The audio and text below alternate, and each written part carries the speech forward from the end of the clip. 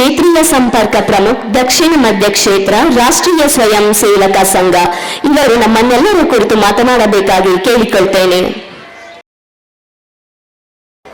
ಪೂಜ್ಯ ಜಗದ್ಗುರುಗಳಾದ ಶ್ರೀ ಶ್ರೀ ಶ್ರೀ ನಿಶ್ಚಲಾನಂದನಾಥ ಸ್ವಾಮಿಯವರ ಶರಣಾರವಂದಿಗಳಲ್ಲಿ ಸಾಷ್ಟಾಂಗ ಪ್ರಣಾಮಗಳು. ಹಾಗೆಯೇ ಈಗ ತಾನೇ ಅವರ ಪರಿಚಯ ತಿಳಿತು. ಅತ್ಯಂತ ಪ್ರತಿಭಾವಂತ ತಾಯಿ ವೇದಿಕೆಯಲ್ಲಿದ್ದಾರೆ, ಶ್ರೀಮತಿ ವಿಜಯಕುಮಾರಿ. ಅವರಿಗೂ ಕೂಡ ನನ್ನ ನಮಸ್ಕಾರಗಳು. ಶ್ರದ್ಧೆಯ ತಾಯಂದಿರೇ, ಆತ್ಮೀಯ ಸಜ್ಜನ ಬಂಧುಗಳೇ, ಸಹೋದರರೇ, ಪುಟಾಣಿ ಮಕ್ಕಳೇ, ಕೆಳಗಡೆ ಕೂತ್ಕೊಂಡು ಮಕ್ಕಳ ನೃತ್ಯ ರೂಪಗಳನ್ನು ನೋಡ್ತಾ ಇದ್ದಾಗ ಹೃದಯ ತುಂಬಿ ಬಂತು. ಅಷ್ಟು ಚೆನ್ನಾಗಿ ಆ ಮಕ್ಕಳುಗಳು ತಮ್ಮ ಪ್ರತಿಭೆಯನ್ನು ಇಲ್ಲಿ ತೋರಿಸಿದ್ದಾರೆ. ಬರೀ ಮಕ್ಕಳಿಗಷ್ಟೇ ಅಲ್ಲ, ಅವರ ಪೋಷಕರುಗಳಿಗೆ, ಅವರನ್ನು ತಯಾರು ಮಾಡಿದಂಥ ಶಿಕ್ಷಕ ಶಿಕ್ಷಕಿಯರಿಗೂ ಕೂಡ ನಿಜಕ್ಕೂ ಕೂಡ ಅಭಿನಂದನೆಗಳು ಸಲ್ಲಬೇಕು. ಹಾಗಾಗಿ ಎಲ್ಲರೂ ಆ ಎಲ್ಲ ಮಕ್ಕಳಿಗೆ ಒಂದ್ಸರಿ ಜೋರಾಗಿ ಚಪ್ಪಾಳೆ ತಟ್ಟಿ ಅಭಿನಂದನೆ ಸಲ್ಲಿಸೋಣ ನಾವೆಲ್ಲರೂ ಕೂಡ. ವಾಸ್ತವವಾಗಿ ಕಾರ್ಯಕ್ರಮದ ನಿರೂಪಣೆ ಮಾಡ್ತಾ ಇದ್ದಂಥ ಸೋದರಿ ಸರ್ವಜ್ಞನ ವಚನವನ್ನು ಉಲ್ಲೇಖ ಮಾಡಿದರು. ಜಾತಿಹೀನನ ಮನೆಯ ಜ್ಯೋತಿ ತಾಹೀನವೇ. ಅದಾದ ತಕ್ಷಣವೇ ಇಬ್ಬರು ಸೋದರಿಯರು ಹಾಡು ವಸುಧಾ ಕುಟುಂಬ ರಚಿಸೋಣ, ಬನ್ನಿ ಸೋದರರೇ, ಬನ್ನಿ ಬಾಂಧವರೇ. ಹಿಂದೂ ಸಮಾಜೋತ್ಸವದ ಆಶಯ ಇದೇನೆ. ಇಷ್ಟನ್ನು ನಾವು ಅರ್ಥ ಮಾಡ್ಕೊಂಡ್ಬಿಟ್ರೆ ಇವತ್ತಿನ ಭಾಷಣನೇ ಬೇಕಾಗಿಲ್ಲ. ಆದರೆ ಬೆಂಗಳೂರಿಂದ ಬಂದಿದ್ದೀನಿ, ಒಂದು ಸ್ವಲ್ಪ ಮಾತಾಡ್ಬಿಟ್ಟು ಹೋಗ್ತೀನಿ ಅಂತ ಅಂದ್ಕೊಂಡಿದ್ದೀನಿ. ನಮ್ಮ ದೇಶ ಭಾರತ ಅತ್ಯಂತ ಪ್ರಾಚೀನ ರಾಷ್ಟ್ರ. ದಾಖಲೆ ಇರುವಂಥ ಸುಮಾರು 10,000 ವರ್ಷಗಳ ಇತಿಹಾಸ ಇದೆ ಅಂತ ಹೇಳ್ತಾರೆ ಇತಿಹಾಸಜ್ಞರು. ಇನ್ನು ಕೆಲವರು ಇನ್ನೂ ಮುಂದೆ ಹೋಗಿ ಸುಮಾರು 40,000 ವರ್ಷಗಳ ಇತಿಹಾಸ ಭಾರತಕ್ಕಿದೆ ಅಂತ ಹೇಳ್ತಾರೆ. ನಮ್ಮದೇ ಇತಿಹಾಸದಲ್ಲಿ, ಪುರಾಣದಲ್ಲಿ ಇರುವಂತಹ ಅನೇಕ ವಿಷಯಗಳನ್ನು ಪರಿಗಣಿಸಿದಾಗ, ಯುಗಗಳ ಕಲ್ಪನೆಯನ್ನು ನಾವು ಮನಸ್ಸಿಗೆ ತಂದುಕೊಂಡಾಗ 1000 ಅಲ್ಲ, ಲಕ್ಷಾಂತರ ವರ್ಷಗಳ ಇತಿಹಾಸ ನಮ್ಮ ದೇಶಕ್ಕೆ ಇದೆ ಅನ್ನೋದು ಗೊತ್ತಾಗತ್ತೆ. ಇಷ್ಟು ಪ್ರದೀರ್ಘವಾದಂಥ ಇತಿಹಾಸ ಇರುವಂಥ ದೇಶ ಏನು ಮಾಡಿದೆ? ಪ್ರಾಣಿಗಳು ಅಥವಾ ಬೇರೆ ಸಾಮಾನ್ಯ ಜನರು ಇರುವಂಥ ಹಾಗೇನೆ ಈ ದೇಶನೂ ಕೂಡ ಇರ್ತಾ ಇತ್ತ, ಈ ಸಮಾಜನೂ ಕೂಡ ಇತ್ತ, ಅಥವಾ ದೇಶಕ್ಕೆ, ವಿಶ್ವಕ್ಕೆ ಏನಾದ್ರು ಕೊಡುಗೆ ಇತ್ತ ಅಂತ ಹೇಳಿ ನಮಗೆ ನಾವೇ ಪ್ರಶ್ನೆ ಮಾಡಿಕೊಂಡಾಗ ಸಿಗೋಂಥ ಅತ್ಯಂತ ಮೌಲಿಕ ವಿಷಯ ಅಂತ ಹೇಳಿದ್ರೆ, ಭಾರತ ಇಡೀ ವಿಶ್ವಕ್ಕೆ ಜಗದ್ಗುರು ಆಗಿತ್ತು ಒಂದು ಸಮಯದಲ್ಲಿ ಅಂತ ಹೇಳಿ. ಭಾರತ ವಿಶ್ವಗುರು ಅಂತ ಹೇಳಿ ಪರಿಗಣಿಸ್ತಾ ಇದ್ರು ಹೊರಗಿನವರೆಲ್ಲ ಕೂಡ. ಇಲ್ಲಿಯ ಗುರುಕುಲಗಳು, ಅದು ನಾಳಂದ ಇರ್ಬೋದು, ತಕ್ಷಶಿಲಾ ಇರ್ಬೋದು, ವಿಕ್ರಮಶಿಲಾ ಇರ್ಬೋದು, ಕಾಶಿ ಇರ್ಬೋದು, ಕಾಂಚಿ ಇರ್ಬೋದು, ಉಜ್ಜಯಿನಿ ಇರ್ಬೋದು, ಆಗಿನ ಕಾಲದಲ್ಲಿ ನೂರಾರು ಗುರುಕುಲಗಳು, ವಿಶ್ವವಿದ್ಯಾಲಯಗಳು ಕೆಲಸ ಮಾಡ್ತಾ ಇಡೀ ವಿಶ್ವದ ಜ್ಞಾನಾರ್ಜನೆ ಮಾಡುವಂಥ ಶಿಕ್ಷಾರ್ಥಿಗಳನ್ನು ಎರಡೂ ಕೈಗಳನ್ನು ಚಾಚಿ ಕರೀತಾ ಇದ್ರಂತೆ. ಅವರುಗಳು ಇಲ್ಲಿ ಬಂದು ಇಲ್ಲಿ ಕಲಿಸ್ಕೊಡ್ತಾ ಇದ್ದಂಥ ಪಾಠ ಏನು ಅಂತ ಹೇಳಿದ್ರೆ, ಭಾರತದ ಆ ಒಂದು ಪ್ರೌಢಿಮೆ, ಅದರ ಬಗ್ಗೆ ಇರೋಂಥ ಒಂದು ಸಣ್ಣ ಶ್ಲೋಕ ನಾವೆಲ್ಲರೂ ಕೂಡ ಕೇಳಿದ್ದೀವಿ ಅಂತ ಕಾಣುತ್ತೆ. ಏತದ್ದೇಶ ಪ್ರಸೂತಸ್ಯ ಸಕಾಶಾದ್ ಅಗ್ರಜನ್ಮನಃ ಸ್ವಂ ಸ್ವಂ ಚರಿತ್ರಂ ಶಿಕ್ಷೇರನ್ ಪೃಥಿವ್ಯಾಂ ಸರ್ವಮಾನವಾಹ ಅಂತ ಹೇಳಿ. ಅಗ್ರಜನ್ಮನಃ, ಪ್ರಾಯಶಃ ಇಡೀ ವಿಶ್ವದಲ್ಲಿ ಇಷ್ಟು ಪುರಾತನವಾದಂಥ, ಸನಾತನವಾದಂಥ ದೇಶ, ರಾಷ್ಟ್ರ, ಸಂಸ್ಕೃತಿ ಇನ್ನೊಂದಿಲ್ಲ. ಇಷ್ಟು ವರ್ಷಗಳ ಜೀವನಾನುಭವ ಪಡೆದಂಥ ಇಲ್ಲಿಯ ಆಚಾರ್ಯರು ತಮ್ಮ ಅನುಭವದ ಮೇರೆಗೆ ಬೇರೆ ದೇಶಗಳಿಂದ ಬಂದಂಥ ಶಿಕ್ಷಾರ್ಥಿಗಳಿಗೆ ಅವರವರ ಸಂಸ್ಕೃತಿಯಲ್ಲಿ ಹೇಗೆ ಬಾಳಬೇಕು ಅನ್ನೋದನ್ನು ಹೇಳ್ಕೊಡ್ತಾ ಇದ್ರಂತೆ. ಅಂದರೆ ಅಷ್ಟು ಮಹತ್ವದ ಒಂದು ಪಾಠ ಅವರಿಗೆ ಸಿಗ್ತಾ ಇತ್ತು. 64 ವಿದ್ಯೆಗಳು ಅಂತೆಲ್ಲ ಕೂಡ ಹೇಳ್ತಾರೆ. ಆ ವಿದ್ಯೆಗಳ ಜೊತೆಗೆ ಅವರವರ ದೇಶಗಳಲ್ಲಿ ಸಂಸ್ಕೃತಿಯಲ್ಲಿ ಹೇಗೆ ಬಾಳಬೇಕು ಅನ್ನೋದನ್ನು ಹೇಳ್ಕೊಡ್ತಾ ಇದ್ರಂತೆ. ಈಗ ತಾನೇ ನಿರೂಪಣೆ ಮಾಡ್ತಾ ಇದ್ದಂಥ ಸಮಯದಲ್ಲೂ ಕೂಡ ಹಿಂದೂ ಧರ್ಮ ಒಂದು ಪೂಜಾ ಪದ್ಧತಿ ಅಲ್ಲ, ಅದು ಒಂದು ಜೀವನ ಪದ್ಧತಿ ಅನ್ನೋ ಒಂದು ಉಲ್ಲೇಖನ ಕೂಡ ಮಾಡಿದ್ದಾರೆ. 100ಕ್ಕೆ 100 ಸತ್ಯವಾದಂಥ ಅಂಶ. ಹೇಗಿರ್ತಾ ಇತ್ತು ನಮ್ಮ ಆಗಿನ ಜೀವನ ಅನ್ನೋದಕ್ಕೆ ಒಂದು ಸಣ್ಣ ಕಥೆ, ವಾಸ್ತವವಾಗಿ ಘಟನೆ ಅಂತ ಹೇಳ್ತಾರೆ ಅದನ್ನು. ಚೈನಾದಿಂದ ಬಂದಂಥ ಯಾತ್ರಿಯೊಬ್ಬ ಆ ನಾಳಂದ ಬಿಹಾರ ಆ ಕ್ಷೇತ್ರದಲ್ಲಿ ಪ್ರವಾಸ ಮಾಡ್ತಾ, ಇಡೀ ದೇಶ ಪ್ರವಾಸ ಮಾಡಿದ್ದಂತೆ, ಅಲ್ಲಿ ಒಬ್ಬ ರಾಜನ ಆಸ್ಥಾನಕ್ಕೆ ಬಂದಿದ್ದಾನೆ. ಆ ಸಂದರ್ಭದಲ್ಲಿ ಇಬ್ಬರು ವ್ಯಕ್ತಿಗಳು, ಅವರಿಬ್ಬರ ಮಧ್ಯೆ ವ್ಯಾಜ್ಯ ಇದೆ, ಡಿಸ್ಪ್ಯೂಟ್. ಅದನ್ನು ಪರಿಹಾರ ಮಾಡ್ಕೋಬೇಕು ಅಂತ ಹೇಳಿ ರಾಜನಲ್ಲಿ ಬಂದು ಅರಿಕೆ ಮಾಡ್ಕೊಳ್ತಾರಂತೆ. ರಾಜ ಕೇಳ್ತಾನಂತೆ, ಏನು ವ್ಯಾಜ್ಯ ಏನು ಅಂತ. ಆ ಇಬ್ಬರು ವ್ಯಕ್ತಿಗಳು, ಒಬ್ಬ ತನ್ನ ಜಮೀನನ್ನು ಮಾರಿದ್ದಾನೆ, ಇನ್ನೊಬ್ಬ ಅದನ್ನು ಕೊಂಡ್ಕೊಂಡವನು ಹೇಳ್ತಾ ಇದ್ದಾನೆ, ಈ ಜಮೀನನ್ನು ನಾನು ಏನು ಕೊಂಡ್ಕೊಂಡಿದ್ದೀನಿ ಅದನ್ನು ಉಳಕ್ಕೆ ಅಂತ ಹೇಳಿ ಉಳುಮೆ ಮಾಡೋಕ್ಕೆ ಪ್ರಾರಂಭ ಮಾಡಿದಾಗ ಭೂಮಿಯಲ್ಲಿ ಅಡಗಿದ್ದಂಥ ಒಂದು ದೊಡ್ಡ ಕೊಡ, ಅದರ ತುಂಬಾನು ಕೂಡ ವಜ್ರ ವೈಢೂರ್ಯಗಳು ಇದ್ದಂಥ ಕೊಡ ಸಿಕ್ತು. ಅದನ್ನು ನಾನು ಯಾರಿಂದ ಕೊಂಡ್ಕೊಂಡಿದ್ದೆ ಆ ರೈತರ ಹತ್ರ ಹೋಗಿ ಅವನಿಗೆ ಕೊಟ್ಟೆ. ನೀನು ಮಾರದಂಥ ಜಮೀನಲ್ಲಿ ಇದು ಸಿಕ್ಕಿದೆ ನನಗೆ, ನೀ ಬರೀ ಜಮೀನು ಮಾರಿದ್ಯಾ, ಈ ಒಂದು ಏನು ನಗ ನಾಣ್ಯಗಳಿದ್ದಂಥ ಕೊಡ ಇದೆ, ಇದು ನನ್ನದಲ್ಲ, ನೀನು ತಗೋಬೇಕು, ನಿನಗೆ ಸೇರಿದ್ದು ಅಂತ ಹೇಳಿ. ಅವಾಗ ಆ ರೈತ ಹೇಳ್ತಾನಂತೆ, ಇಲ್ಲ ನಾನು ಎಲ್ಲ ಕೊಟ್ಟಿದ್ದೀನಿ ನಿನಗೆ ಅದು ನಿನಗೆ ಸೇರಬೇಕು ಅಂತ. ಹೀಗೆ ಇವರಿಬ್ಬರ ಮಧ್ಯದಲ್ಲಿ ವ್ಯಾಜ್ಯ. ಅಂದರೆ ಧನ ಕನಕಗಳು ನನಗೆ ಬೇಡ ಅಂತ ಒಬ್ಬ, ಇಲ್ಲ ನಿಂದೆ ಅಂತ ಇನ್ನೊಬ್ಬ. ಹಾಗಾಗಿ ರಾಜನ ಹತ್ರ ಆ ವ್ಯಾಜ್ಯ ತಗೊಂಡಿದ್ದಾನಂತೆ ಪರಿಹಾರ ಮಾಡ್ಕೊಳ್ಳೋಕ್ಕೆ ಅಂತ ಹೇಳಿ. ಇವತ್ತಿನ ಸನ್ನಿವೇಶ ಜ್ಞಾಪಕ ಮಾಡ್ಕೊಳ್ಳಿ. ಸಣ್ಣ ಸಣ್ಣ ಮಾತುಗಳಿಗೆ, ಕೆಲವಾರು ರೂಪಾಯಿಗಳಿಗೆ, 10 ರೂಪಾಯಿಗಳಿಗೂ ಕೂಡ ಜಗಳ ಆಡಿ ಒಬ್ಬರನ್ನ ಇನ್ನೊಬ್ರು ಕೊಲೆ ಮಾಡೋಂಥ ಅನೇಕ ನ್ಯೂಸ್ ಪೇಪರ್ ರಿಪೋರ್ಟ್ಸ್ಗಳನ್ನ ಪ್ರಾಯಶಃ ನಾವು ನೋಡಿದ್ದೀವಿ. ಅಂದರೆ ಯಾವ ರೀತಿ ಮೌಲ್ಯಗಳು ಆ ಕಾಲದಲ್ಲಿ ಇತ್ತು ಮತ್ತು ಇವತ್ತಿನ ದಿವಸ ಯಾವ ರೀತಿ ಅಧಃಪತನ ಕಾಣ್ತಾ ಇದ್ದೀವಿ ಅನ್ನೋದಕ್ಕೆ ಒಂದು ಸಣ್ಣ ಉದಾಹರಣೆ. ಆದರ್ಶಗಳನ್ನು ನೆನಪು ಮಾಡಿಕೊಂಡಾಗ ರಾಮಾಯಣ ಅಲ್ಲದೆ ಮತ್ತೆ ಇನ್ನೇನು ಬರುತ್ತೆ ನಮ್ಮ ಮನಸ್ಸಿಗೆ? ದಶರಥ ಮಹಾರಾಜನ ಅವನು ತನ್ನ ಹೆಂಡತಿ ಕೈಕೇಯಿಗೆ ಕೊಟ್ಟಂಥ ಮಾತು, ಅದನ್ನು ನಡೆಸೋಕ್ಕೆ ಪ್ರಭು ಶ್ರೀರಾಮಚಂದ್ರ ಕಾಡಿಗೆ ಹೋಗ್ತಾನೆ. ಹೇಳ್ಬೋದಾಗಿತ್ತಲ್ಲ, ನನಗೆ ಬರಬೇಕು, ನಾನೇ ದೊಡ್ಡ ಮಗ, ನನಗಲ್ದೆ ಇನ್ಯಾರಿಗೆ? ನೀ ಮಾತು ಕೊಟ್ಟಿದ್ದು ನಿನ್ನ ಹೆಂಡತಿಗೆ, ನೀ ನಡೆಸ್ಕೋಬೇಕು ಅದನ್ನು, ನನಗೂ ಅದಕ್ಕೂ ಸಂಬಂಧ ಇಲ್ಲ ಹೇಳ್ಬೋದಾಗಿತ್ತು. ಆದರೆ ಪಿತೃವಾಕ್ಯ ಪರಿಪಾಲಕ, ತಂದೆಯ ಮಾತನ್ನು ನಾನು ನಡೆಸ್ಕೊಡ್ತೀನಿ ಅಂತ ಹೇಳಿ ಕಾಡಿಗೆ ನಡೆದ. ಇವನೇ ಇಷ್ಟು ಅಂತ ಹೇಳಿದ್ರೆ ಇವನಿಗೆ ಇನ್ನೊಬ್ಬ ತಮ್ಮ ಲಕ್ಷ್ಮಣ, ಕಾಡಲ್ಲಿ ನೀನೊಬ್ಬನೇ ಹೋಗ್ತಾ ಇದೆಯಾ, ನಿನ್ನ ರಕ್ಷಣೆ ಅಂತ ಹೇಳಿ ನಾನು ನಿನ್ನ ಹಿಂದೆ ಬರ್ತೀನಿ. ಅವನೇನು ಬರಬೇಕಾಗಿರ್ಲಿಲ್ಲ, ಆರಾಮಾಗಿ ಅರಮನೆಯಲ್ಲೇ ಇರ್ಬೋದಾಗಿತ್ತು. ಆದರೆ ರಾಮನ ಹಿಂದೆ ಅವನ ನೆರಳಿನಂತೆ 14 ವರ್ಷ ಕಾಡಲ್ಲಿ ನಡೆದಾಡದ.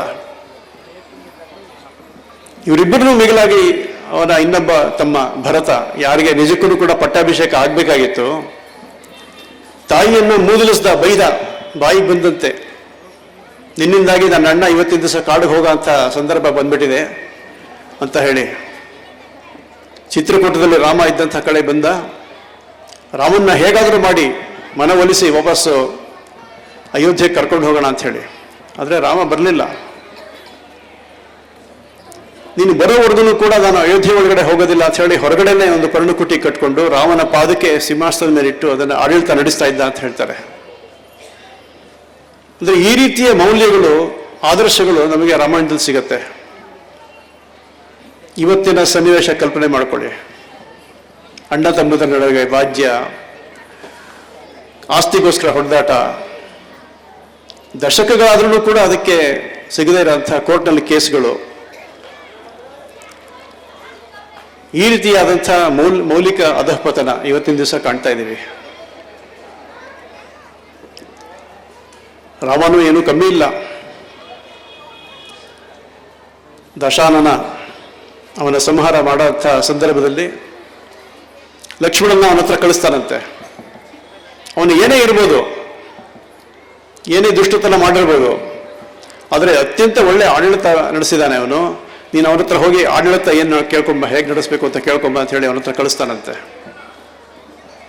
ಅಂದರೆ ಶತ್ರುವನ್ನು ಕೂಡ, ಅವನಲ್ಲೂ ಕೂಡ ಒಳ್ಳೆ ವಿಚಾರ ಇದ್ದರೆ ಅದನ್ನು ಕೂಡ ತಗೋಬೇಕು ಅನ್ನೋ ಒಂದು ಉದಾರವಾದಂಥ ಮನಸ್ಥಿತಿ.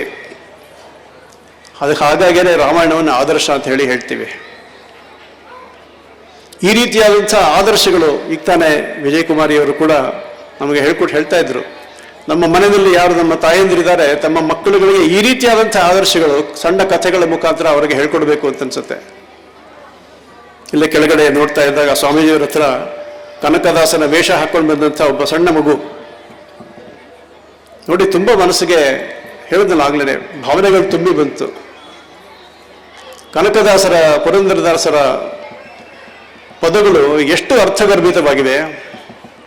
ಕನಕದಾಸರು ಹೇಳ್ತಾರಂತಲ್ಲ, ಕುಲ ಕುಲವೆಂದು ಹೊಡೆದಾಡದಿರಿ, ನಿಮ್ಮ ಕುಲದ ನೆಲೆಯ ಏನಾದರೂ ಬಲ್ಲಿದ ಅಂತ ಹೇಳಿ. ಅದಕ್ಕೆ ಹೇಳಿದ್ದು ಆಶಯ ಭಾಷಣ ಜಾತಿ ಬಗ್ಗೆ ಹೇಳಿದಾಗ, ಜಾತಿಗಳನ್ನು ಹಿಡ್ಕೊಂಡು ಹೊಡೆದಾಡ್ತಾ ಇದ್ದೀವಿ, ಭಾಷೆಗಾಗಿ ಹೊಡೆದಾಡ್ತಾ ಇದ್ದೀವಿ, ಪ್ರಾಂತ ಅದರಲ್ಲಿ ಈ ಗಡಿ ನಂದು ಆ ಗಡಿ ನಿಂದು ಇದಕ್ಕೆ ಹೊಡೆದಾಡ್ತಾ ಇದ್ದೀವಿ. ಈ ರೀತಿಯಾದಂಥ ಮೌಲ್ಯಗಳಲ್ಲಿ ಅಧಃಪತನ ಇದು ನಾವು ಕಾಣ್ತಾ ಇದ್ದೀವಿ. ಯಾವ ಸಮಯದಲ್ಲಿ ವಿಶ್ವದ ಜಗದ್ಗುರಾಗಿ ಭಾರತ ಮೆರೆದಾಡುತ್ತಾ ಇತ್ತು, ಇಡೀ ವಿಶ್ವಕ್ಕೆ ಮೌಲ್ಯಗಳನ್ನು ಕೊಡ್ತಾ ಎಲ್ಲರನ್ನೂ ಕೂಡ ಒಟ್ಟಾಗಿ ಇರಬೇಕು, ವಸುಧಾ ಕುಟುಂಬ ರಚಿಸೋಣ ಅಂತ ಹೇಳಿ ಹಾಡಲ್ಲಿ ಏನು ಹೇಳಿದ್ರು, ವಸುಧೈವ ಕುಟುಂಬಕಂತಾನು ಕೂಡ ನಮ್ಮ ಬೆಡ್ರಾಕ್ ಪ್ರಿನ್ಸಿಪಲ್ಸ್ ಅಂತ ಹೇಳ್ತೀವಿ, ಆಧಾರಭೂತವಾದಂಥ ಸಿದ್ಧಾಂತ ಅದು. ವಸುಧೈವ ಕುಟುಂಬಕಂ ಅಂದರೆ ಅರ್ಥ ಏನು? ಯಾವುದೇ ರೀತಿಯಾದಂಥ ವಿಚಾರ ಇದ್ರೂ ಕೂಡ ಪರವಾಗಿಲ್ಲ, ಆ ಎಲ್ಲ ವಿಚಾರಗಳು ಕೂಡ ಮನ್ನಣೆ ಇದೆ, ಅದನ್ನು ಸ್ವೀಕಾರ ಕೂಡ ಮಾಡ್ತೀವಿ ನಾವು. ಹಾಗಾಗಿ ವಿಚಾರವನ್ನು ಇಟ್ಕೊಂಡು ನಮ್ಮಲ್ಲಿ ಯಾವುದೂ ಕೂಡ ಭೇದ ಆಗಲಿ ಹೊಡೆದಾಟ ಆಗಲಿ ಆಗಿರಲಿಲ್ಲ. ಆ ರೀತಿಯಾದಂಥ ಅತ್ಯಂತ ಉದಾತ್ತವಾದಂಥ ಉದಾರವಾದಂಥ ಸಂಸ್ಕೃತಿ ನಮ್ಮದು. ಅದಕ್ಕೆ ಹೇಳ್ತಾರಲ್ಲ, ಯಾವುದೇ ವಿಚಾರಗಳಾಗಲಿ, ಒಳ್ಳೆಯ ವಿಚಾರಗಳು ಎಲ್ಲಿಂದ ಕೂಡ ಬರಲಿ, ಅದನ್ನು ಸ್ವೀಕಾರ ಮಾಡಿ ನಮ್ಮಲ್ಲಿ ಅದನ್ನು ಹೇಗೆ ಅಳವಡಿಸ್ಕೋಬೇಕು ಅನ್ನೋದನ್ನು ಕೂಡ ನಾವು ಮಾಡ್ತಾ ಇದ್ವಿ ಅಂತ ಹೇಳಿ ರವೀಂದ್ರನಾಥ್ ಠಾಗೂರ್ ಅವರ ಇದು ಹೇಳ್ತಾರೆ. ಆನೋ ಭದ್ರಾಹ ಕೃತವೋ ಎಂತು ವಿಶ್ವತಃ, ಎಲ್ಲೆಲ್ಲಿಂದ ಒಳ್ಳೆ ವಿಚಾರಗಳು ಬರುತ್ತೋ ಅದೆಲ್ಲವನ್ನು ಕೂಡ ನಾವು ತಗೊಳ್ಳೋಣ ಅಂತ ಹೇಳ್ತಾ. ಹಾಗೆ ವಿಚಾರಗಳ ಪಥಗಳು ಬೇರೆ ಬೇರೆ ಇರ್ಬೋದು, ಅದೆಲ್ಲವನ್ನೂ ಕೂಡ ಸತ್ಯದ ಕಡೆಗೆ ಹೋಗೋದು ಅಂತ ಹೇಳಿ ನಾವು ನಂಬ್ಕೊಂಡಿದ್ದೀವಿ. ನಮ್ಮ ಬಗ್ಗೆ ಬೇರೆಯವರು ಏನು ತಿಳ್ಕೊಳ್ತಾರೋ ಅದು ಪರವಾಗಿಲ್ಲ, ಆದರೆ ಅವರುಗಳ ಬಗ್ಗೆ ನಮ್ಮ ಮನಸ್ಸಿನಲ್ಲಿ ಇರೋಂಥ ಪ್ರೇಮದ ವಿಚಾರ ಅಂತ ಹೇಳಿದ್ರೆ ಆ ವಿಚಾರಗಳು ಸತ್ಯ ಇರ್ಬೋದು. ವಿಚಾರವನ್ನು ಆಧಾರ ಇಟ್ಕೊಂಡು ನಾವು ಯಾವತ್ತೂ ಹೊಡೆದಾಟಿಲ್ಲ. ಇವತ್ತಿನ ದಿವಸಕ್ಕೆ ಅತ್ಯಂತ ಸಾಮರಸ್ಯಯುತವಾದಂಥ ಒಂದು ಸಮಾಜಕ್ಕೆ ಬೇಕಾಗಿರೋಂಥ ಆಧಾರಭೂತ ಸಿದ್ಧಾಂತಗಳು, ಕೇವಲ ಸಿದ್ಧಾಂತದ ಅಷ್ಟೇ ಅಲ್ಲ, ನಮ್ಮ ನಿತ್ಯದ ನಡವಳಿಕೆಯಲ್ಲೂ ಕೂಡ ಕಾಣಕ್ಕೆ ಸಿಗಬೇಕಾಗಿರೋಂಥ ಆ ವಿಷಯಗಳು. ಅದು ವಿಚಾರ ಯಾರದೇ ಇರಲಿ, ಯಾವುದೇ ಇರಲಿ, ಅದನ್ನು ಅಲ್ಲಗಳಿದ್ದೇನೆ ಅದನ್ನು ಸ್ವೀಕಾರ ಕೂಡ ಮಾಡ್ತಾ ಸ್ವಾಮಿ ವಿವೇಕಾನಂದರು ಕೂಡ ತಮ್ಮ ಶಿಕಾಗೋ ಭಾಷಣದಲ್ಲಿ ಅದನ್ನೇ ಹೇಳಿದ್ದು. ಕೇವಲ ನಮ್ಮಲ್ಲಿ ವಿಚಾರಗಳನ್ನು ಕೇಳೋದಷ್ಟೇ ಅಲ್ಲ, ಸ್ವೀಕಾರ ಮಾಡೋದೇ ಅಷ್ಟೇ ಅಲ್ಲ, ಅದನ್ನು ಅಕ್ಸೆಪ್ಟ್ ಕೂಡ ಮಾಡ್ತೀವಿ ಅಂತ ಹೇಳಿ. ಹಾಗಾಗಿ ಹಿಂದೂ ಧರ್ಮವನ್ನು ಮದರ್ ಆಫ್ ಆಲ್ ರಿಲಿಜನ್ಸ್ ಅಂತ ಹೇಳಿ ಆ ಒಂದು ಭಾಷಣದಲ್ಲಿ ಹೇಳ್ತಾರೆ ಅವರು. ಎಲ್ಲ ಧರ್ಮಗಳ ಮಾತೃ ಸ್ವರೂಪಿಣಿ ಆದಂಥ ಮಾತೆ ಈ ಒಂದು ಹಿಂದೂ ಧರ್ಮ. ವಿವೇಕಾನಂದರು ಹೇಳ್ತಾರೆ. ಅದೇ ವಿವೇಕಾನಂದರು ವಾಪಸ್ ಬರ್ತಾರಲ್ಲ, ತಮ್ಮ ಎಲ್ಲ ಅಮೆರಿಕದ ಯುರೋಪಿನ ಪರ್ಯಟನೆ ಅದನ್ನು ಮುಗಿಸ್ಕೊಂಡು ಬರ್ತಾ ಇದ್ದಾಗಲೇ ಮದ್ರಾಸಿನ ಆ ಒಂದು ಏನಂತಾರೆ ಪೋರ್ಟಲ್ಲಿ ಬಂದಿಳಿದಾಗ ರಾಮನಾಡಿನ ಮಹಾರಾಜರು ಅವರನ್ನ ಇವತ್ತಿನ ಕಾಲದಲ್ಲಿ ಏನು ಹೇಳ್ತೀವಿ ರೆಡ್ ಕಾರ್ಪೆಟ್ ವೆಲ್ಕಮ್ ಅಂತ ಹೇಳಿ, ಆ ಥರ ರತ್ನಗಂಬಳಿ ಹಾಸಿ ಅದ್ರ ಮೇಲೆ ನಡ್ಸ್ಕೊಂಡು ಹೋಗಬೇಕು, ಕುದುರೆ ಸಾರೋರನ್ನ ಇಟ್ಕೊಂಡಿದ್ರು ಅಂತ ಹೇಳ್ತಾರೆ. ಆದರೆ ಭಾರತದ ಮಣ್ಣಿನ ಆ ಒಂದು ಭಕ್ತಿ ಏನಿದೆ, ವಿವೇಕಾನಂದರು ತಟದಲ್ಲೇ ಆ ಮಣ್ಣನ್ನು ತಮ್ಮ ಮೈಗೆಲ್ಲ ಕೂಡ ಮೆಚ್ಕೊಳ್ಳೋಕೆ ಶುರು ಮಾಡ್ತಾರಂತೆ. ಅಲ್ಲಿ ನೆರೆದಿದ್ದವ್ರು ಕೇಳ್ತಾ ಇದ್ದಾರೆ, ಏನು ಮಾಡ್ತಾ ಇದ್ದೀರಾ ಸ್ವಾಮೀಜಿ? ನಾಲ್ಕೂವರೆ ವರ್ಷ ವಿದೇಶದಲ್ಲಿ ನೆಲೆಸಿದ್ದು ನನ್ನ ಮೈ ಮನಗಳು ಕಶ್ಮಲ ಆಗೋಗಿದೆ, ಅದನ್ನು ಮತ್ತೆ ಶುದ್ಧೀಕರಣ ಮಾಡ್ಕೋತಾ ಇದ್ದೀನಿ ಅಂತ ಹೇಳಿ ಆ ಭಾರತದ ಮಣ್ಣನ್ನು ಹಣೆಗೆ ಹಚ್ಕೊಂಡು ಅದೆಲ್ಲ ಮೈಗೆಲ್ಲ ಸುರುಪುತ್ತೆ.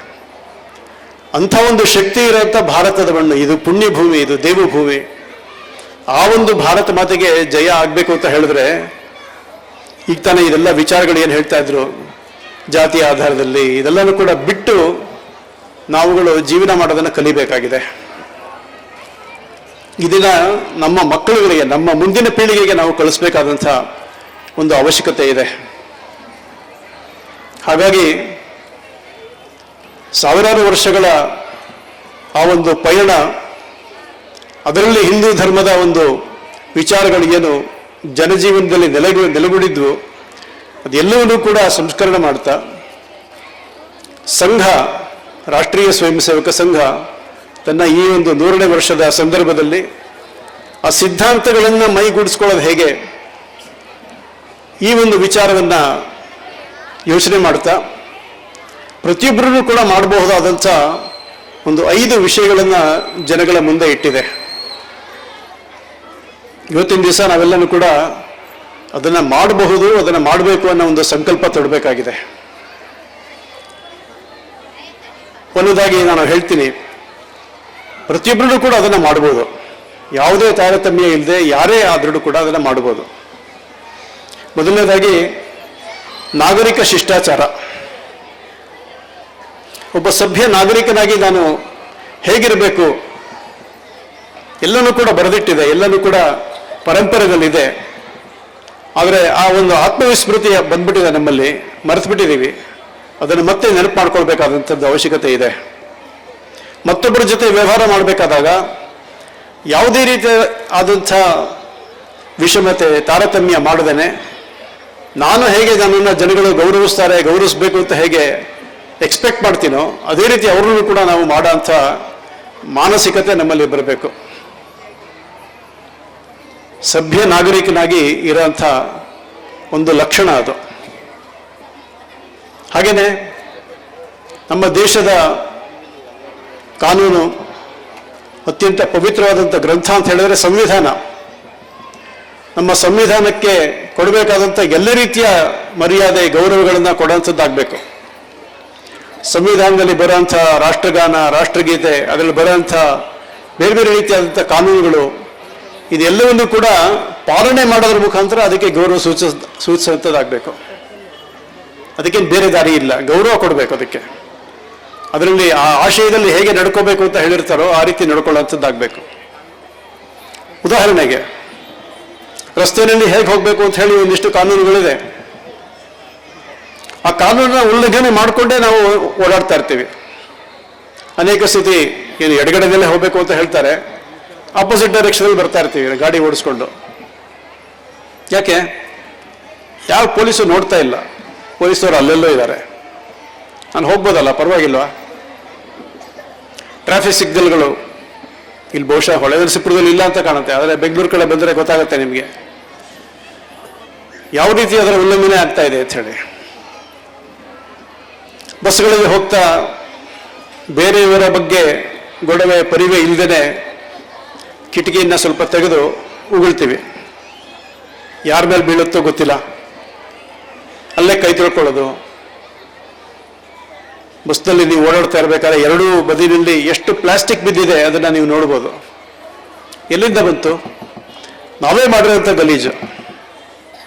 ರೈಲ್ನಲ್ಲಿ ಹೋದಾಗಲಂತೂ ಹತ್ತಿರದಲ್ಲೇ ಕಾಣೋಂಥ ಪ್ಲಾಸ್ಟಿಕ್ನ ರಾಶಿ. ಯಾರು ಬಂದು ಅದನ್ನು ಕ್ಲೀನ್ ಮಾಡ್ತಾರೆ? ಈ ಒಂದು ಅರಿವು ನಮ್ಮಲ್ಲಿ ಬರಬೇಕು. ನಮ್ಮ ನಗರಗಳನ್ನು, ನಮ್ಮ ರಸ್ತೆಗಳನ್ನು, ನಮ್ಮ ಸರ್ಕಾರಿ ವಾಹನಗಳನ್ನು, ನಮ್ಮ ವಾಹನಗಳನ್ನು ಸ್ವಚ್ಛವಾಗಿ ಇಟ್ಕೊಳ್ಳುವಂಥದ್ದು ಕೆಲಸ ನಮ್ಮದೇನೆ. ನಾಗರಿಕತೆಯ ಲಕ್ಷಣಗಳು ಇನ್ನೂ ಅನೇಕ ಇದೆ. ಸಮಯದ ಅಭಾವದಿಂದ ನಾನು ಎಲ್ಲ ಹೆಚ್ಚು ಡೀಟೇಲಲ್ಲಿ ಹೋಗೋದಿಲ್ಲ. ಇಲ್ಲೇ ಕಾರ್ಯಕರ್ತರು ಅದನ್ನು ಆಮೇಲೆ ಹೇಳ್ಕೊಡ್ತಾ ಇರಬೇಕಾದ್ರೆ. ಎರಡನೇದು ನಮ್ಮ ಪ್ರಕೃತಿ, ಇದನ್ನ ಸಂರಕ್ಷಣೆ ಮಾಡ್ಕೋಬೇಕು. ನಾವು ಏನು ಅನುಭವಿಸ್ತಾ ಇದ್ದೀವಿ ಇವತ್ತು, ಎಲ್ಲೇ ಮಿತಿ ಮೀರಿ ಇದನ್ನು ನಾವು ಅನುಭವಿಸಿದ್ದೇ ಆದರೆ ಮುಂದೆ ಬರುವಂಥ 2-3 ಪೀಳಿಗೆ ನಂತರ ಅವ್ರಿಗೆ ಯಾರಿಗೂ ಕೂಡ ಏನೂ ಸಿಗೋದಿಲ್ಲ. ಇವತ್ತಿನ ದಿವಸ ಇಡೀ ಪ್ರಪಂಚದಲ್ಲಿ ಎಲ್ಲ ಕಡೆಗೂ ಕೂಡ ಪ್ರಕೃತಿ ಬಗ್ಗೆ, ಪರ್ಯಾವರಣದ ಬಗ್ಗೆ, ಪರಿಸರದ ಬಗ್ಗೆ ತುಂಬ ಕಾಳಜಿ, ಅದರ ಬಗ್ಗೆ ವಹಿಸಬೇಕಾದಂಥ ಎಚ್ಚರ ಇದೆಲ್ಲನೂ ಕೂಡ ದೇಶಗಳು ಮಾಡ್ತಾ ಇದ್ದಾರೆ, ಜನಗಳು ಕೂಡ ಮಾಡ್ತಾ ಇದ್ದಾರೆ. ನಾವೂ ಕೂಡ ಅದರಲ್ಲಿ ಎಚ್ಚರ ವಹಿಸಿ ಆಗ್ರಹಪೂರ್ವಕವಾಗಿ ಮಾಡಬೇಕಾದಂಥ ಕೆಲವು ಕೆಲಸಗಳಿದೆ. 3 ವಿಷಯಗಳನ್ನು ಅದರಲ್ಲಿ ನಾವು ಆರಿಸ್ಕೊಳ್ಬೋದು. ಒಂದು, ಆದಷ್ಟು ಹೆಚ್ಚು ಹಸಿರನ್ನು ಬೆಳೆಸಬೇಕು. ಇವತ್ತಿನ ದಿವಸ ಏನು ಹಸಿರಿದೆ ಅಂದರೆ ಗಿಡ ಮರಗಳಿದೆ, ಅದರ ಫಲವಾಗಿ ಒಂದಿಷ್ಟು ಮಳೆ ಬೆಳೆ ಆಗ್ತಾ ಇದೆ. ಆದರೆ ಅದರ ಜೊತೆಗೂ ಕೂಡ ಎಲ್ಲೆಲ್ಲಿ ಸಾಧ್ಯ ಆಗುತ್ತೆ ಸಸಿಗಳನ್ನ ನೆಡುವಂಥ ಕೆಲಸ ಮಾಡಬೇಕು. ಯಾರು ಬೇಕಾದ್ರೂ ಮಾಡ್ಬೋದು, ಸ್ಕೂಲ್ಗಳಲ್ಲಿ ಮಾಡ್ಬೋದು, ಕಾಲೇಜ್ಗಳಲ್ಲಿ ಮಾಡ್ಬೋದು, ಮನೆಯಲ್ಲಿ ಮಾಡ್ಬೋದು. ಮನೆಯಲ್ಲಿ ಮುಂದುಗಡೆ ಆಂಗಣದಲ್ಲಿ ಜಾಗ ಇರುತ್ತೆ, ಟೆರೇಸ್ ಗಾರ್ಡನ್ ಅನೇಕ ಕಡೆ ಮಾಡ್ತಾ ಇದ್ದಾರೆ ಇವಾಗ. ಎಲ್ಲೆಲ್ಲಿ ಸಾಧ್ಯನೋ ಅಲ್ಲಿ ಹಸಿರನ್ನು ಬೆಳೆಸೋಂಥ ಕೆಲಸ ಆಗಬೇಕು. ಹಾಗೆಯೇ ನಮ್ಮ ಮನೆಯಲ್ಲಿ ಬಳಕೆ ಆಗೋಂಥ ನೀರು, ಅದನ್ನು ಅತ್ಯಂತ ಜಾಗರೂಕತೆಯಿಂದ ಮಿತವ್ಯಯದ ಮೂಲಕ ಅದನ್ನು ಉಪಯೋಗಿಸಬೇಕು. ಇವತ್ತಿನ ನಮಗೆ ಪಕ್ಕದಲ್ಲೇ ನದಿ ಇದೆ, ಸಾಕಷ್ಟು ಸಮೃದ್ಧಿ ಇದೆ ಅಂತ ಅನ್ಕೊಳ್ಬೋದು ನಾವು. ಆದರೆ ಹೆಚ್ಚು ದಿನ ಅದನ್ನು ಕಾಪಾಡ್ಕೊಳ್ತಿದ್ರೆ ಹೆಚ್ಚು ದಿನ ಅದು ಬಾಳಿಕೆ ಬರೋದಿಲ್ಲ ನಮಗೆ. ಅನೇಕ ಕಡೆ ಮಲೆನಾಡಿನಲ್ಲಿ, ಕರಾವಳಿನಲ್ಲಿ ಅವ್ರಿಗೂ ಕೂಡ ಹೇಳ್ತಾ ಇರ್ತೀನಿ, ನೀವು ಇಲ್ಲಿ ನೀರು ಉಳಿತಾಯ ಮಾಡಿದ್ರೆ ಕೋಲಾರ, ಚಿಂತಾಮಣಿ, ಚಿತ್ರದುರ್ಗ ಎಲ್ಲಿ ನೀರಿನ ಅಭಾವ ಇದೆ ಅವ್ರಿಗೆ ಅಲ್ಲಿ ಏಕೆಂದರೆ ಗ್ರೌಂಡ್ ವಾಟರ್ ಟೇಬಲ್ ಅಂತ ಅಂತರ್ಜಲ ಏನಿದೆ ನಮ್ಮ ಎಲ್ಲರಿಗೂ ಕೂಡ ಕಾಮನ್ ಅದು. ಸೊ ನಾವಿಲ್ಲಿ ಉಳಿತಾಯ ಮಾಡಿದ್ರೆ ಅವ್ರಿಗೆ ಸಹಾಯ ಆಗತ್ತೆ. ಹಾಗಾಗಿ ನೀರನ್ನ ಯಾವ ಕಾರಣಕ್ಕೋಸ್ಕರ ನಾವು ಅದನ್ನು ಉಪಯೋಗಿಸ್ತಾ ಇದ್ದೀವೋ ಅತ್ಯಂತ ಹೆಚ್ಚು ಮತ್ತು ಜಾಗರೂಕತೆಯಿಂದ ನಾವು ಉಪಯೋಗಿಸ್ಕೊಳ್ಳೋಂಥದ್ದು. ನಾವು ಕುಡಿಯೋ ನೀರನ್ನೇ ನಮ್ಮ ಕಾರ್ ತೊಳೆಯೋದಕ್ಕೆ, ಟಾಯ್ಲೆಟ್ನಲ್ಲಿ ಫ್ಲಶ್ ಮಾಡೋದಕ್ಕೆ, ಗಿಡಗಳಿಗೆ ಹಾಕೋದಕ್ಕೆ, ಮನೆ ಮುಂದೆ ರಂಗೋಲಿ ಹಾಕ್ಬೇಕಾದ್ರೆ ನೀರು ಹಾಕಿರ್ತೀವಿ, ಅದಕ್ಕೆ ಎಲ್ಲದಕ್ಕೂ ಕೂಡ ಅದೇ ನೀರು ಉಪಯೋಗಿಸ್ತೀವಿ. ಯಾವ ರೀತಿ ಮನೆಯಲ್ಲಿ ಬಳಕೆ ಆಗಿದ್ದಂಥ ನೀರನ್ನು ರೀಸೈಕಲ್ ಮಾಡಿ ಅದಕ್ಕೆ ಉಪಯೋಗಿಸ್ಬೋದಾ? ಕುಡಿಯೋದಕ್ಕೆ ಮಾತ್ರ ಒಳ್ಳೆ ನೀರು, ಆದರೆ ಮಿಕ್ಕ ಎಲ್ಲ ಕೆಲಸಕ್ಕೂ ಕೂಡ ಈ ಥರ ರೀಸೈಕಲ್ ಮಾಡಿದಂಥ ನೀರು ಪ್ರತಿಯೊಂದು ಕಡೆ ಸತಿ ಉಪಯೋಗಿಸ್ಬೇಕಾದ್ರೂ ಕೂಡ ಅನಿವಾರ್ಯನ ಇದು. ಎಷ್ಟು ಬೇಕೋ ಅಷ್ಟನ್ನು ಮಾತ್ರ ತಗೊಳ್ಳೋಂಥದ್ದು. ಈಗಂತೂ ಎಲ್ಲ ಕಡೆ ಪ್ಲಾಸ್ಟಿಕ್ ಬಾಟಲ್ನಲ್ಲಿ ನೀರನ್ನು ಕೊಡೋಂಥದ್ದು ಅಭ್ಯಾಸ ಆಗೋಗಿದೆ. ಒಂದು ಸ್ವಲ್ಪ ಕುಡಿತೀವಿ ಮತ್ತು ಅದನ್ನು ಬಿಟ್ಬಿಡ್ತೀವಿ. ನಮ್ಮ ಜೊತೆ ಪ್ಲಾಸ್ಟಿಕ್ ಬಾಟಲ್ ತೊಗೊಂಬರೋದಕ್ಕೆ ಏನೋ ಬಿಗುಮಾನ, ಏನು ಅನ್ಕೋತಾರೋ ನೀರನ್ನು ಕೂಡ ಬಿಡಲಿಲ್ವಲ್ಲ ಏನೋ ಅಂತ. ಆದರೆ ಅಲ್ಲಿ ನೀರು ಯಾರು ಕೂಡ ಅದನ್ನು ಉಪಯೋಗಿಸಲ್ಲ, ಮೋರಿಗೆ ಹೋಗುತ್ತೆ ಅದು. ಅಂದರೆ ಅಷ್ಟು ನೀರು ವ್ಯರ್ಥ. ಹೀಗೆ ನೀರಿನ ಅತ್ಯಂತ ಜಾಗರೂಕ ಬಳಕೆ ನಮ್ಮ ಕಡೆಯಿಂದ ಆಗಬೇಕು. ಹಾಗೇನೆ ನಮ್ಮ ಮನೆಗಳಿಂದಾನೇ ನಾವು ಕೈ ಚೀಲ ತಗೊಂಡು ಹೋಗೋಂಥದ್ದನ್ನು ಅಭ್ಯಾಸ ಮಾಡ್ಕೊಳ್ಬೇಕು. ಆಫೀಸ್ಗೆ ಹೋಗಿರ್ಬೋದು, ಬೇರೆ ಕಡೆ ಹೋಗಿರ್ಬೋದು, ವಾಪಸ್ ಬರ್ಬೇಕಾದ್ರೆ ತರಕಾರಿ ತಗೊಂಡ್ಬರ್ಬೇಕಾದಾಗ ಅವನು ಬಂಡಿನವನು ನಮ್ಗೊಂದು ಪ್ಲಾಸ್ಟಿಕ್ ಚೀಲ, ಸಿಂಗಲ್ ಯೂಸ್ ಪ್ಲಾಸ್ಟಿಕ್ ಅಂತ ಕರೀತಾರೆ, ಅದ್ರಲ್ಲಿ ಹಾಕ್ಕೊಡ್ತಾನೆ. ಬೇಡ ನನಗಿದು, ನನ್ನ ಹತ್ರನೇ ಒಂದು ಚೀಲ ಇದೆ ಅಂತ ಅವನ ಹತ್ರ ಹೇಳಬೇಕು. ನಮ್ಮ ಚೀಲದಲ್ಲಿ ಆ ತರಕಾರಿನೋ ಮತ್ತು ಒಂದು ಸಾಮಾನು ಹಾಕ್ಸ್ಕೊಂಡು ಬರೋಂಥದ್ದು ಆಗಬೇಕು. ಎಲ್ಲೆಲ್ಲಿ ಸಾಧ್ಯ ಆಗುತ್ತೆ ಅಲ್ಲಿ ಪ್ಲಾಸ್ಟಿಕ್ನ ಬಳಕೆ ನಿಷೇಧ ಮಾಡಬೇಕು, ಸಾಧ್ಯ ಆದಷ್ಟು ಕಮ್ಮಿ ಉಪಯೋಗಿಸೋಂಥದ್ದಾಗಬೇಕು. ಮತ್ತು ಎಲ್ಲಿ ಅನಿವಾರ್ಯವಾಗಿ ಮನೆ ಒಳಗಡೆ ಬಂದೇ ಬಿಡುತ್ತೆ ಅದನ್ನು ಸರಿಯಾದಂಥ ರೀಸೈಕ್ಲಿಂಗಿಗೆ ಅದನ್ನು ತಗೊಂಡು ಹೋಗೋಂಥದ್ದಾಗಬೇಕು. ಇನ್ನು 3ನೇದು ಸ್ವತ್ವದ ಒಂದು ವಿಚಾರ ಇದೆ, ಅಂದರೆ ನಮ್ಮದೇ ಆದಂಥ ವಿಚಾರ. ತುಂಬ ಸರಳವಾದಂಥ ಎಲ್ಲರಿಗೂ ಅರ್ಥ ಆಗಬೇಕಾದಂಥ ಭಾಷೆನ ಹೇಳೋದಂದರೆ ಸ್ವದೇಶಿ ಅನ್ನೋ ಒಂದು ವಿಚಾರ ಇದೆ. ಸ್ವದೇಶಿ ಅಂತ ಹೇಳಿದ ತಕ್ಷಣ ಚೈನಾದ ಪ್ರಾಡಕ್ಟ್ಸ್ನ ಅದಕ್ಕೆ ಬಹಿಷ್ಕಾರ ಹಾಕಬೇಕು, ಕೇವಲ ಅಷ್ಟೇ ಅಲ್ಲ. ನಮ್ಮದೇ ಆದಂಥ ಭಾಷೆ ಇದೆ, ಸ್ವಭಾಷಾ. ನಮ್ಮ ಮಾತೃಭಾಷೆ ಯಾವುದಿದೆಯೋ ನಮ್ಮ ಮನೆಯಲ್ಲಿ ಮಕ್ಕಳುಗಳು ಇರೋ ತನಕ ಅದನ್ನು ಅದೇ ಭಾಷೆಯನ್ನು ಉಪಯೋಗಿಸೋಂಥದ್ದು. ಹೊರಗಡೆ ಹೋದಾಗ ಅವ್ರ ಕಾಲೇಜ್ನಲ್ಲಿ ಯಾವ ಮೀಡಿಯಂನಲ್ಲಿ ಅವರಿಗೆ ಪಾಠಗಳು ನಡೆಯುತ್ತೋ, ಇಂಗ್ಲೀಷ್ ಅಂತೂ ಇದ್ದೇ ಇದೆ ಇವಾಗ. ಆದಷ್ಟು ಹೆಚ್ಚು ಮಾತೃಭಾಷೆ ಅದರ ಬಳಕೆ, ಮಕ್ಕಳಿಗೆ ಅದನ್ನು ಮಾತಾಡೋ ಅಂಥ, ಬರೆಯೋ ಅಂಥ, ಓದೋ ಅಂಥ ಅದನ್ನು ತಿಳಿಸ್ಕೊಳ್ಳೋಂಥದ್ದಾಗಬೇಕು. ನಾವು ಬಳಸಿದರೆ ಅದು ಉಳಿಯುತ್ತೆ, ಇಲ್ಲದೇ ಯಾವ ರಕ್ಷಣೆ ಹೋರಾಟಗಾರ ಕೂಡ ಅದನ್ನು ಉಳಿಸೋಕ್ಕಾಗಲ್ಲ. ಬಳಸಬೇಕು, ಉಳಿಸ್ಬೇಕು. ಹಾಗೆ ನಮ್ಮದೇ ಆದಂಥ ಒಂದಿಷ್ಟು ವೇಷಗಳಿದೆ. ಎಲ್ಲೆಲ್ಲಿ ಯಾವ ಸಂದರ್ಭಗಳಲ್ಲಿ ಯಾವ ರೀತಿಯಾದಂಥ ವೇಷ ಹಾಕ್ಕೊಳ್ಬೇಕು ಅಂತ ಒಂದು ಪರಂಪರೆ ಬೆಳ್ಕೊಂಡು ಬಂದಿದೆ. ದೇವಸ್ಥಾನಕ್ಕೆ ಹೋಗ್ಬೇಕಾದ್ರೂ ಕೂಡ ಜೀನ್ಸ್ ಹಾಕೊಂಡು ಹೋಗೋದು, ಬರಗುಡ ಚಡ್ಡಿಗಳು ಹಾಕೊಂಡು ಹೋಗುವಂಥದ್ದು, ಅದು ಸಭ್ಯ ನಾಗರಿಕನ ಲಕ್ಷಣ ಅಲ್ಲ. ಅನೇಕ ಕಡೆ ಬೆಂಗಳೂರಲ್ಲಂತೂ ಇದನ್ನು ಹಾಕ್ತಾ ಇದ್ದಾರೆ ಇವಾಗ. ಆ ದೇವಸ್ಥಾನಗಳ ಮುಂದೆ ದೊಡ್ಡ ಬ್ಯಾನರ್ನಲ್ಲಿ ದೇವಸ್ಥಾನದ ಒಳಗಡೆ ಪ್ರವೇಶ ಮಾಡಬೇಕಾದಾಗ ಭಾರತೀಯ ಪಾರಂಪರಿಕ ಉಡುಗೆಗಳನ್ನ ತೊಟ್ಕೊಂಡು ಬನ್ನಿ ಅಂತ ಹೇಳಿ ಹೇಳ್ಬೇಕಾದಂಥ ಪರಿಸ್ಥಿತಿ ಬಂದ್ಬಿಟ್ಟಿದೆ. ಭಾಷಾ ಭೂಷ ನಮ್ಮದೇ ಆದಂಥ ಭೋಜನ ಇದೆ, ನಮ್ಮನೆಯಲ್ಲೇ ಮಾಡೋಂಥದ್ದು. ಆದಷ್ಟು ಅದನ್ನು ಹೆಚ್ಚು ಸೇವನೆ ಮಾಡೋಂಥದ್ದಾಗಬೇಕು. ಎಲ್ಲಿ ಅನಿವಾರ್ಯತೆ ಇದೆ ಬೇರೆ ಕಡೆ ಹೋಗೋಂಥದ್ದು, ಎಲ್ಲಿ ಅನಿವಾರ್ಯತೆ ಇದೆ ಬೇರೆ ಥರದ್ದು ಊಟಗಳು. ಆದರೆ ನಮ್ಮದೇ ಆದಂಥ ಒಂದು ಊಟ ಇದೆಯಲ್ಲ, ಹೀಗೆ ಒಂದು 6 ನಮ್ಮತನದ ಏನು ಪ್ರೌಢಿಮೆ ಇದೆ ಅದನ್ನು ತೋರಿಸ್ಕೊಡೋಂಥ ವಿಷಯಗಳಿವೆ. ಅದನ್ನು ನಾವು ಅಭ್ಯಾಸ ಮಾಡಿಕೊಂಡು ನಮ್ಮ ಜೀವನದಲ್ಲಿ ಅದನ್ನು ಅಳವಡಿಸ್ಕೊಳ್ಳೋಂಥದ್ದಾಗಬೇಕು. ಇನ್ನು ಮುಂದಿಂದು ಒಂದು ಸಮಾಜವಾಗಿ ವಸುಧಾ ಕುಟುಂಬ ಅಂತ ಆಗ್ಲಿಂದಾನು ಹೇಳ್ತಾನೆ ಇದ್ದಾರೆ. ಒಂದು ಸಮಾಜವಾಗಿ ಒಗ್ಗಟ್ಟಾಗಿ ನಾವು ಇರಬೇಕು ಅಂತಂದಾಗ ಎಲ್ಲರೂ ಕೂಡ ಸಮಾನರು ಅನ್ನೋ ಒಂದು ಭಾವನೆ ನಮ್ಮಲ್ಲಿ ಬರಬೇಕು. ಯಾವುದೇ ರೀತಿಯಾದಂಥ ಜಾತಿ, ಭಾಷೆ, ಪ್ರಾಂತ, ಸಂಪ್ರದಾಯಗಳು, ಪಂಗಡಗಳು ಇದರ ಭೇದ ಇಲ್ಲದೇನೆ ಪ್ರತಿಯೊಬ್ಬರೂ ಕೂಡ ಈ ಸಮಾಜದ ಒಂದು ಅವಿಭಾಜ್ಯ ಅಂಗ, ಈ ಭಾರತ ಮಾತೆಯ ಮಕ್ಕಳು, ಅವರೆಲ್ಲರೂ ಕೂಡ ನನ್ನವರೇ ಅನ್ನೋ ಒಂದು ಅತ್ಯಂತ ಆತ್ಮೀಯವಾದಂಥ ಭಾವನೆಯಿಂದ ಮತ್ತೊಬ್ಬರನ್ನ ನಾವು ಟ್ರೀಟ್ ಮಾಡೋಂಥದ್ದಾಗಬೇಕು. ಅದು ನಮ್ಮ ಮನೆಗೆ ಬರೋಂಥ ಕೆಲಸದ ಆಳಾಗ್ಬೋದು, ನಮ್ಮ ಜಮೀನಲ್ಲಿ ಕೆಲಸ ಮಾಡೋಂಥ ಆಳಾಗ್ಬೋದು, ಅಥವಾ ಹೋಟೆಲ್ಗಳಲ್ಲಿ ನಮಗೆ ಸರ್ವ್ ಮಾಡ್ತಾರಲ್ಲ ಅವ್ರುಗಳಾಗ್ಬೋದು, ನಮ್ಮ ಆಫೀಸ್ನಲ್ಲಿ ಬರೋಂಥ ಚಪರಾಸಿಗಳಾಗಿರ್ಬೋದು, ಸೊ ಬೇರೆ ಯಾರೇ ಆಗಿರ್ಬೋದು, ಎಲ್ಲರಲ್ಲೂ ಕೂಡ ಅದೇ ರೀತಿಯಾದಂಥ ಗೌರವವಾದಂಥ ಭಾವ. ನಮ್ಮ ಸಮಾಜದಲ್ಲಿ ಅತ್ಯಂತ ಒಂದು ಪಿಡುಗು ಅಂತಲೇ ಹೇಳಬೇಕು, ಒಂದು ಕಳಂಕ ನಮ್ಮ ಸಮಾಜಕ್ಕೆ ತಟ್ಟಿದೆ. ಸಾವಿರಾರು ವರ್ಷಗಳಿಂದ ಒಂದು ದೊಡ್ಡ ಗುಂಪನ್ನು ನಾವು ಇವರು ಅಸ್ಪೃಶ್ಯರು ಅಂತ ಹೇಳಿ ಅವ್ರನ್ನ ದೂರ ಇಟ್ಬಿಟ್ಟಿದ್ದೀವಿ. ಅವರಿಲ್ಲದೆ ನಮ್ಮ ಸಮಾಜ ಪೂರ್ಣ ಆಗೋದಿಲ್ಲ, ಆದ್ರೂ ಕೂಡ ಅವ್ರನ್ನ ದೂರ ಇಟ್ಬಿಟ್ಟಿದ್ದೀವಿ. ಅವರೂ ಕೂಡ ನಮ್ಮವರೇ, ಅವರು ಕೂಡ ಇದೇ ಊರಿನಲ್ಲಿ ಬಾಳೋದಕ್ಕೆ ಅವರಿಗೆ ಅರ್ಹತೆ ಇದೆ, ಹಕ್ಕಿದೆ, ಯೋಗ್ಯತೆ ಇದೆ. ನಮ್ಮ ರೀತಿಯಲ್ಲಿ ಅವರನ್ನು ಕೂಡ ಬದುಕೋದಕ್ಕೆ ಯೋಗ್ಯತೆ ಇದೆ ಅಂತ ಹೇಳಿ ಅವ್ರನ್ನೂ ಕೂಡ ಅಷ್ಟೇ ಗೌರವಯುತವಾಗಿ ಅವ್ರನ್ನ ನೋಡ್ಕೊಳ್ಳೋಂಥ ಕೆಲಸ ನಮ್ಮ ಕಡೆಯಿಂದ ಆಗಬೇಕು. ಯಾವುದೇ ಸಮಯದಲ್ಲೂ ಕೂಡ ಅವರಿಗೆ ಮನಸ್ಸಿನಲ್ಲಿ ಆಗದ ರೀತಿಯಲ್ಲಿ ಅವರ ಜೊತೆ ವ್ಯವಹಾರ ಇದನ್ನು ಮಾಡೋಂಥ ಅಭ್ಯಾಸ ನಾವು ಬೆಳೆಸ್ಕೊಳ್ಬೇಕು. ಮತ್ತು ಇದೆಲ್ಲನೂ ಕೂಡ ಆಗಬೇಕು ಅಂತ ಹೇಳಿದ್ರೆ ನಮ್ಮ ಮನೆ ಸರಿಯಾಗಿ ಆಗಬೇಕು. ಇಡೀ ಪ್ರಪಂಚದಲ್ಲಿ ಭಾರತದ ಒಂದು ಕುಟುಂಬ ವ್ಯವಸ್ಥೆ ಏನಿದೆ ಇದಕ್ಕೆ ಅತ್ಯಂತ ಮಹತ್ವದ ಒಂದು ಸ್ಥಾನ ಇದೆ. ಯಾಕೆಂದರೆ ಮಿಕ್ಕ ಎಲ್ಲ ಸಂಸ್ಕೃತಿಗಳಲ್ಲಿ ಆ ಕೌಟುಂಬಿಕ ಪದ್ಧತಿ ಅನ್ನೋದು ನಶಿಸಿ ಹೋಗ್ತಾ ಇದೆ ಅಂತಾನೆ ಹೇಳಬೇಕು. ತುಂಬ ಹಿಂದೆ ಇಂಗ್ಲೆಂಡಿನ ಪ್ರೈಮ್ ಮಿನಿಸ್ಟರ್ ಆಗಿದ್ದಂಥ ಮಾರ್ಗರೆಟ್ ಥ್ಯಾಚರ್ ಅಲ್ಲಿ ನಡೀತಾ ಇದ್ದಂಥ ಸಂಘದ ಒಂದು ಶಾಖೆಗೆ ಬಂದಿದ್ರು, ಒಂದು ಗುರು ಪೂಜಾ ಉತ್ಸವಕ್ಕೆ ಬಂದು ಅಲ್ಲಿ ತಮ್ಮ ಭಾಷಣದಲ್ಲಿ ಅವ್ರು ಹೇಳಿದ್ದೇನು ಅಂತ ಹೇಳಿದ್ರೆ, ನಮ್ಮ ಜನಗಳಿಗೆ ನಿಮ್ಮ ಫ್ಯಾಮಿಲಿ ವ್ಯಾಲ್ಯೂಸ್ ಏನಿದೆ ಇದನ್ನು ಹೇಳ್ಕೊಡ್ಬೇಕು ನೀವು ಅಂತ ಹೇಳಿ ಭಾರತೀಯರಲ್ಲಿ ಅದನ್ನು ಕೇಳ್ಕೊಂಡ್ರು ಅವರು. ನಮ್ಮ ಕೌಟುಂಬಿಕ ಮೌಲ್ಯಗಳು ಇದನ್ನು ಕಾಪಾಡ್ಕೊಳ್ಳೋ ಅಂಥದ್ದು ಅಂತ ಹೇಳಿದ್ರೆ ಅದನ್ನು ನಾವುಗಳು ನಮ್ಮ ತಂದೆ ತಾಯಿಗಳಿಂದ ಏನು ಪಡ್ಕೊಂಡಿದ್ದೀವಿ, ಕಲ್ತ್ಕೊಂಡಿದ್ದೀವಿ, ನಮ್ಮ ಮಕ್ಕಳುಗಳಿಗೆ ಮುಂದಿನ ಪೀಳಿಗೆಗೆ ಅದನ್ನು ಹೇಳ್ಕೊಡೋಂಥದ್ದಾಗಬೇಕು. ನಮ್ಮ ಮುಂದಿನ ಪೀಳಿಗೆ ಅದನ್ನು ಅವರ ಮುಂದಿನ ಪೀಳಿಗೆ ಹೇಳ್ಕೊಡೋಂಥದ್ದಾಗಬೇಕು. ಮನೆಯಲ್ಲಿರುವಂಥ ಸದಸ್ಯರು, ಅದು ತಂದೆ ತಾಯಿಗಳಿರ್ಬೋದು, ಗಂಡ ಹೆಂಡತಿ ಇರ್ಬೋದು, ಅಣ್ಣ ತಮ್ಮದಿರಿರ್ಬೋದು,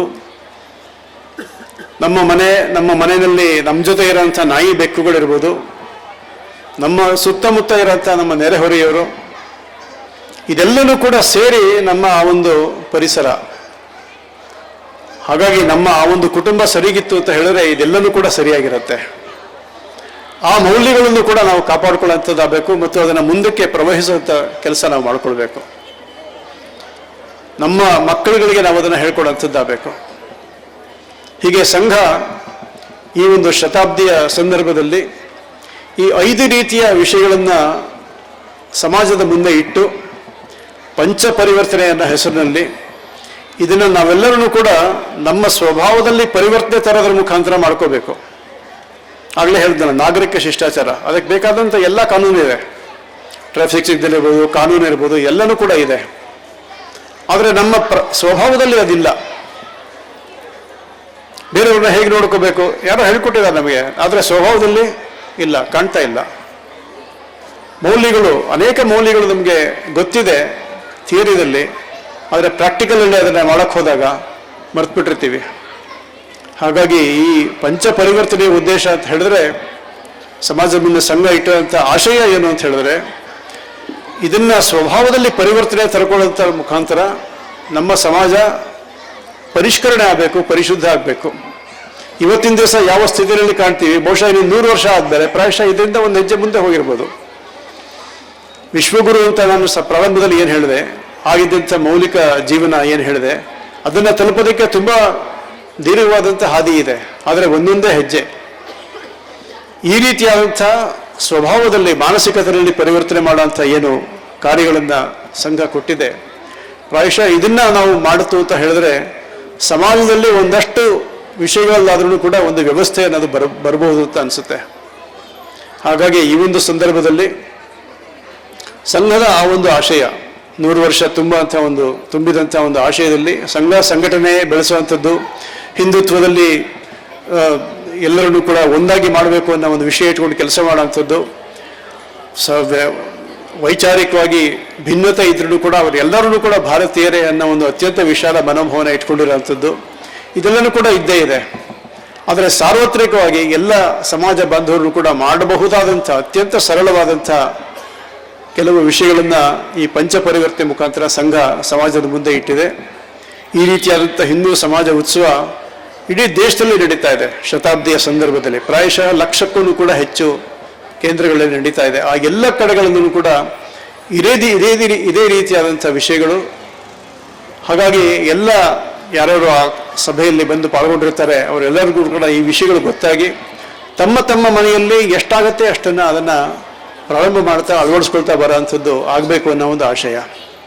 ಹಾಗಾಗಿ ಈ ಒಂದು ವಿಚಾರವನ್ನು ತಮ್ಮ ಮುಂದೆ ಇಡ್ತಾ